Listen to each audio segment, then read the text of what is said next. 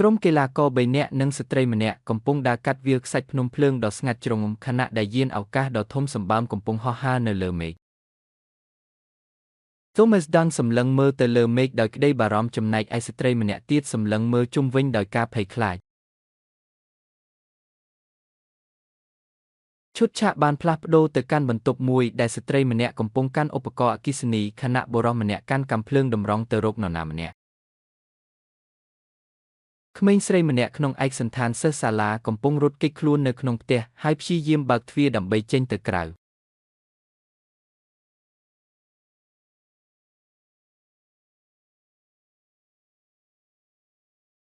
បុរសម្នាក់ដែលមានពុកចង្កាបានចាប់ក្មេងស្រីនោះពីក្រោយខណៈដែលស្ត្រីម្នាក់ទៀតសម្លឹងមើលដោយភាពតក់ស្លុត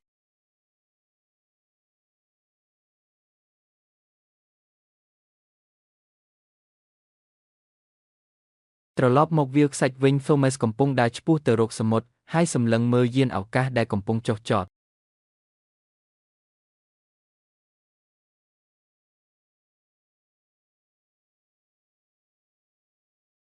មនុស្សម្នាក់ទៀតកំពុងតស៊ូឡើងលើថ្មភ្នំភ្លើងដ៏មុតស្រួចដើម្បីមើលទិដ្ឋភាពដ៏រន្ធត់នៃយានបរទេស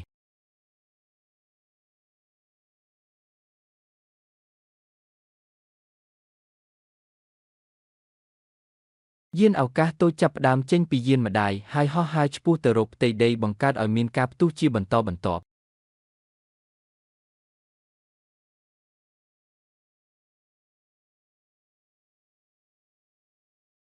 Thomas សម្លឹងមើលដោយភាពមិនជឿខណៈដែលពិភពលោករបស់គាត់ចាប់ផ្ដើមប្រែប្រួលជារៀងរហូត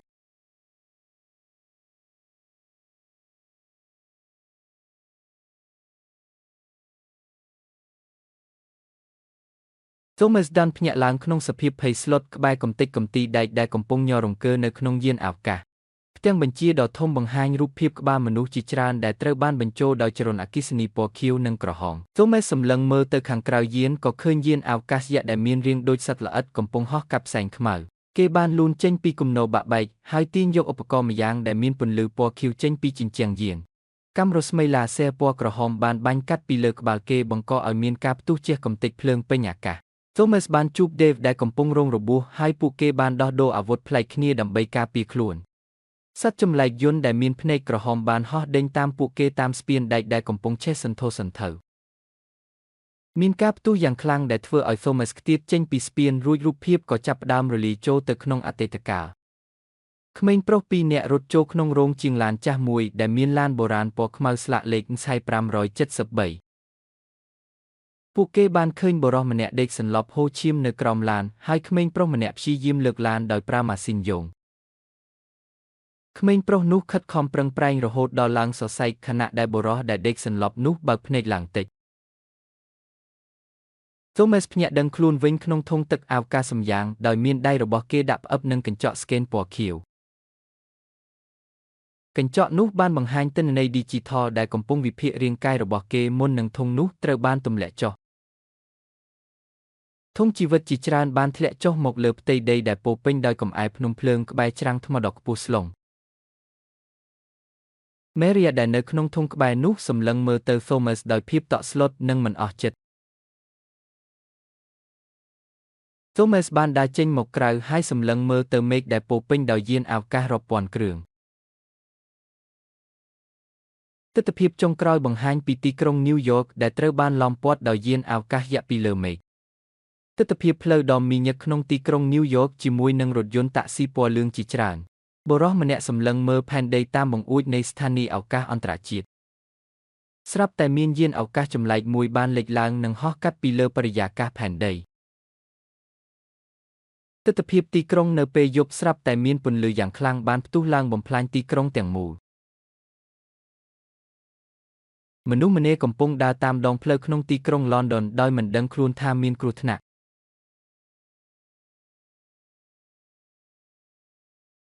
ស្ត្រីម្នាក់មើលព័ត៌មានបន្ទាន់នៅលើទូរទស្សន៍ដែលសរសេរថា New York under attack មនុស្សនៅក្នុងហាងកាហ្វេមានការភ្ញាក់ផ្អើលនិងភ័យខ្លាចជាខ្លាំងនៅពេលឃើញព្រឹត្តិការណ៍នេះ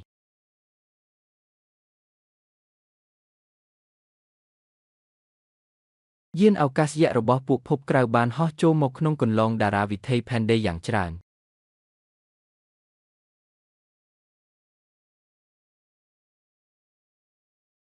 មេឃងឹតស្លុបហើយយានអវកាសតូចរាប់ពាន់បានគ្របដណ្ដប់លើមេឃនៃទីក្រុង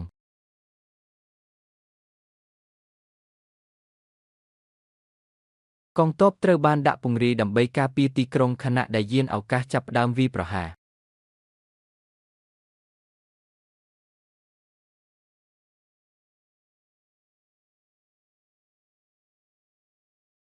មនុស្សម្នាខ្ទប់ត្រចៀកដោយសារតែសម្លេងដ៏ខ្លាំងចេញពីយានអវកាសដែលហោះទាប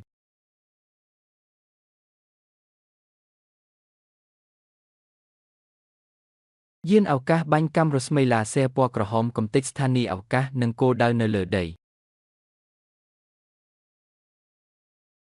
កងទ័ពបាញ់តបទៅលើត្រូវប៉ុន្តែយានអវកាសបានផ្ទុះឡើងនិងបង្កជាវិនាសកម្មពេញទីក្រុងហ្វូងមនុស្សកំពុងរត់យ៉ាងស្លន់ស្លោនៅតាមដងផ្លូវនាពេលរាត្រីខណៈដែលមានភាពចលាចលកើតឡើងពេញទីក្រុងយានអវកាសដ៏ធំមួយបានបង្ហាញខ្លួននៅលើមេឃហើយចាប់ផ្ដើមបាញ់កាំរស្មីឡាស៊ែរពណ៌ក្រហមទៅលើអគារនិងហ្វូងមនុស្សម្នាក់ព្យាយាមស្វែងរកកន្លែងលាក់ខ្លួនពីការវាយប្រហារចំណែកឯកងទ័ពចាប់ផ្ដើមប្រើប្រាស់អាវុធធុនធ្ងន់ដើម្បីបាញ់តបទៅលើត្រូវទិដ្ឋភាពផែនដីពីលំហអាកាសបង្ហាញឲ្យឃើញពីការផ្ទុះឆេះយ៉ាងសន្ធោសន្ធៅនៅតាមបណ្ដាប្រទេសនានាជុំវិញពិភពលោកតួអង្គ Thomas Dunn សម្ដែងដោយ Simon Haycock បង្ហាញទឹកមុខភ័យខ្លាចពេលកំពុងនិយាយទូរស័ព្ទខណៈដែលពិភពលោកកំពុងដួលរលំយានអវកាសតូចជាច្រើនបានហោះចូលមកក្នុងបរិយាកាសផែនដីរួចចាប់ផ្ដើមចាប់យកមនុស្សទៅតាមរយៈកាំរស្មីពន្លឺដ៏ខ្លាំង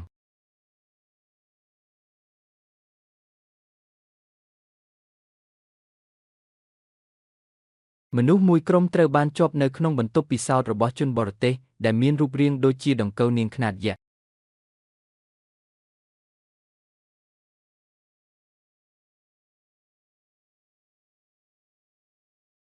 ទាហានម្នាក់កំពុងបាញ់កាំភ្លើងយន្តទៅលើមេឃប៉ុន្តែมันអាចទប់ទល់នឹងបច្ចេកវិទ្យាដ៏ទំនើបរបស់ពួកយានអវកាសបានឡើយ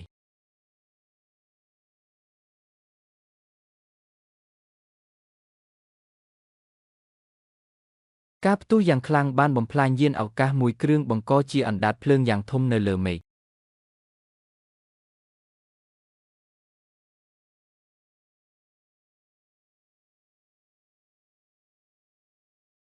ភាពភ័យខ្លាចបានគ្របដណ្ដប់លើផ្ទៃមុខរបស់មនុស្សគ្រប់គ្នានៅពេលដែលពួកគេមើលឃើញភពផែនដីកំពុងរងការបំផ្លិចបំផ្លាញពីចម្ងាយ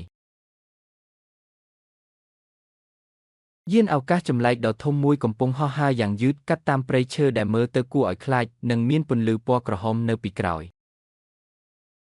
មនុស្ស4នាក់ឈរមើលទៅលើយាននោះដោយក្តីរន្ធត់បុរសម្នាក់សម្លឹងមើលទៅមិត្តស្រីរបស់គេដោយក្តីបារម្ភរូបភាពបង្ហាញពីយានអវកាសកាន់តែច្បាស់ដែលមានពន្លឺភ្នែកពណ៌ក្រហមនៅចំកណ្ដាលហោះពីលើភពផែនដី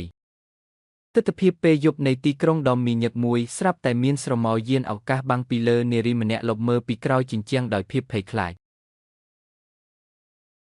នៅតាមដងផ្លូវយានយន្តនិងសំណង់នានាចាប់ផ្ដើមឆេះនិងផ្ទុះនារីម្នាក់ដើរតែម្នាក់ឯងនៅតាមផ្លូវខណៈដែលពន្លឺព្រះអាទិត្យចាំងមកលើនាងThomas Dunn បង្ហាញខ្លួនជាលក្ខណៈហូឡូក្រាមនៅពីលើភពផែនដីយានអវកាសជាច្រើនគ្រឿងទៀតចាប់ផ្ដើមសម្រុកចូលមកក្នុងបរិយាកាសផែនដីមនុស្សម្នានៅតាមដងផ្លូវលើកដៃឡើងលើចុះចាញ់ខណៈដែលកងទ័ពនិងយានអវកាសឡោមព័ទ្ធពួកគេនៅក្នុងព្រះវិហារមួយលោកឪពុកម្នាក់សម្លឹងមើលទៅកាន់ហ្វូងមនុស្សដែលកំពុងអង្គុយស្តាប់ដោយទឹកមុខស្រពោននិងអស់សង្ឃឹមយានអវកាសបាញ់កាំរស្មីបំផ្លាញទីក្រុងបង្កជាការផ្ទុះឆេះយ៉ាងសន្ធោសន្ធៅដែលអាចមើលឃើញពីទីអវកាសManny Don ឈរនៅក្នុងទីបូជាសពនាងយកទូរស័ព្ទមកនិយាយទាំងទឹកភ្នែករូបភាពកាត់ទៅ Thomas ដែលកំពុងកាន់ទូរស័ព្ទស្តាប់ដោយការឈឺចាប់យានអវកាសពីរគ្រឿងហោះកាត់មុខព្រះខែ Mandy ញឹមទាំងទឹកភ្នែកតាមទូរស័ព្ទខណៈដែលពិភពលោកជុំវិញខ្លួនកំពុងរលាយសាបសូន្យផែនទីប្រទេសអង់គ្លេសបង្ហាញពីចំណុចផ្ទុះឆេះពេញផ្ទៃដីរូបភាពបញ្ចប់ដោយពន្លឺផ្ទុះពណ៌យ៉ាងខ្លាំងបិទបាំងផ្ទៃអេក្រង់ទាំងមូល